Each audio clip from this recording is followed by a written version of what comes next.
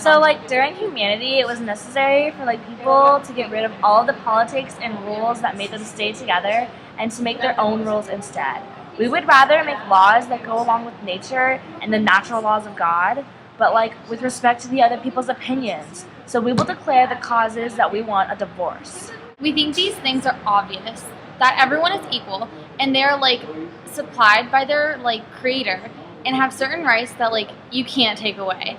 These rights, I think, are life, liberty, and pursuit of happiness. To secure these rights, governments are like to put in place for men to keep in order, gain powers, and from the approval of others, like the people in the country. So, whenever a type of government is, like, stupid and gets messed up, like, the people of the country have a right to change or get rid of it, to form, like, a new one, setting straight its rules and principles and, like, the way it's organized and stuff. All for the way the people think they will like it and will be the happiest. Common sense has shown that, like, governments formed in, like, the ancient world shouldn't be messed with for, like, dumb reasons, like they're petty. But everyone knows that men are doomed for, like, to suffer anyways. So, like, evil things in the world are going to happen instead of, like, getting rid of evil because we're just, like, so used to it.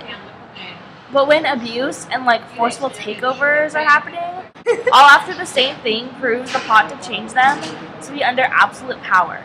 It is their right and, like, their duty to get rid of, like, a government like that and to provide security for the future of those people.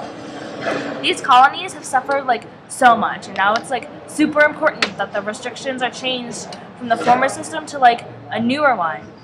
The history of the, like, present king of Great Britain shows that all the wrongs and, like, takeovers, all having absolute power in mind to take over the states. To prove this, we will present it to, like, the real world.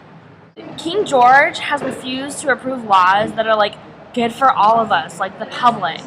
So, like, if there's a major problem going on, he won't let us pass any laws to do something about it, like, right away without, like, his consent. And, like, he does these things where, like, he calls meetings with our legislatures and, like, puts them in really inconvenient places at really inconvenient times. So that by the time they get there, they're, like, super tired and don't want to, like, argue with him. He also won't let us vote on, like, our representatives because, like, they say what the people want.